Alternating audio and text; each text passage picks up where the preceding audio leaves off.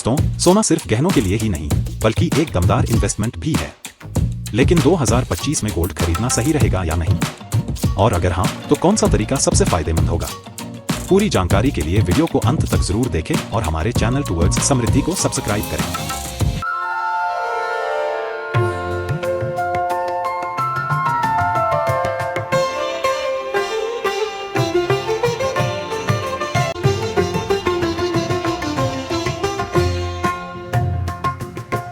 दोस्तों, सोना सिर्फ गहनों तक ही सीमित नहीं है, ये एक बेहतरीन इन्वेस्टमेंट भी हो सकता है।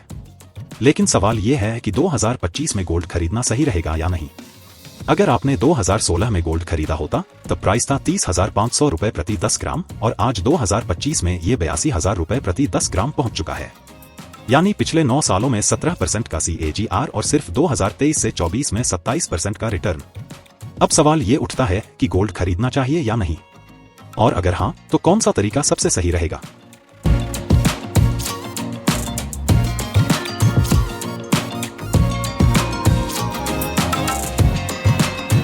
तो चलिए हम सभी विकल्पों को विस्तार से जान लेते हैं। फिजिकल गोल्ड एक पारंपरिक तरीका जिसमें सोने को सिक्कों, गहनों या बिस्किट के रूप में खरीदा जाता है। इसे आप अपनी तिजोरी या बैंक लॉकर में सुरक्षित रख सकते हैं। असली सोना आपके पास होता है जिसे कभी भी बेचा या इस्तेमाल किया जा सकता है। शादी ब्याह या गिफ्टिंग के लिए सबसे उपयुक्त। मेकिंग चार्ज और GST की लागत बढ़ जाती है। स्टोरेज की चिंता और चोरी का जोखिम रहता है।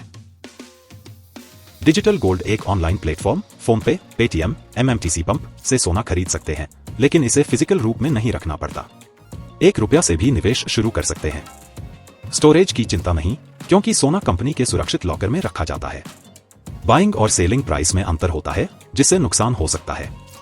अभी तक सरकार द्वारा रेगुलेटेड नहीं है, जिससे सुरक्षा को लेकर सवाल उठते हैं। Gold ETF, gold exchange traded fund, share बाजार में ट्रेड होने वाला सोने का फंड, जहां आप सोने में निवेश कर सकते हैं लेकिन फिजिकल गोल्ड नहीं मिलता। स्टॉक मार्केट के जरिए आसानी से खरीदा और बेचा जा सकता है। स्टोरेज की कोई चिंता नहीं और बिना मेकिंग चार्जेस के निवेश संभव। सालाना expense ratio, fund management fees देना पड़ता है। इसे खरीदने और बेचने के लिए डीमैट अकाउंट जरूरी होता है। गोल्ड म्यूचुअल फंड एक ऐसा निवेश है जिसे म्यूचुअल फंड के फंड मैनेजर द्वारा प्रबंधित किया जाता है। यह सोने में निवेश करने का एक आसान तरीका है जिसमें डीमैट अकाउंट की जरूरत नहीं होती। SIP के जरिए छोटे छोटे अमाउंट से निवेश कर सकते हैं। डीमैट अकाउंट की जरूरत नहीं होती। गोल्ड ETF से ज्यादा एक्सपेंस रेशियो लगता है। लॉन्ग टर्म में अन्य विकल्पों की तुलना में थोड़ा कम रिटर्न मिल सकता है।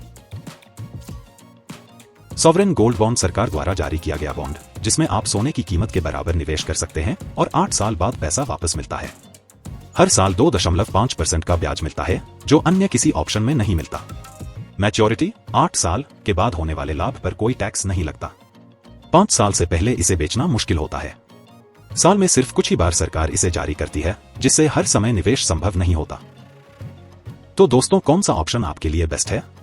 अगर आपको जल्दी खरीद बेच करनी है तो गोल्ड ETF सबसे अच्छा विकल्प है। अगर लॉन्ग टर्म और टैक्स फ्री रिटर्न चाहिए तो सॉवरेन गोल्ड बॉन्ड सबसे बेस्ट है। अगर छोटे अमाउंट से शुरुआत करनी है तो गोल्ड म्यूचुअल फंड या डिजिटल गोल्ड सही हो सकता है। अगर आपको गहनों या सिक्कों का शौक है तो फिजिकल गोल्ड बेस्ट है, लेकिन इन्वेस्टमेंट के लिए कम उपयुक्त है। सोना सिर्फ गहनों की शान नहीं, एक दमदार इन्वेस्टमेंट भी हो सकता है, लेकिन सही तरीका चुनना बहुत जरूरी है। अगर आपको ऐसे ही शेयर मार्केट, इन्वेस्टमेंट और फाइनेंशियल प्लानिंग से जुड़ी जानकारी चाहिए तो अभी हमारे चैनल टुवर्ड्स समृद्धि को सब्सक्राइब करें। अगर आपको ये वीडियो पसंद आया हो तो लाइक करें, शेयर करें और अपनी राय कमेंट में बताएं। मिलते हैं अगले वीडियो में एक और शानदार इन्वेस्टमेंट आइडिया के साथ। नमस्कार।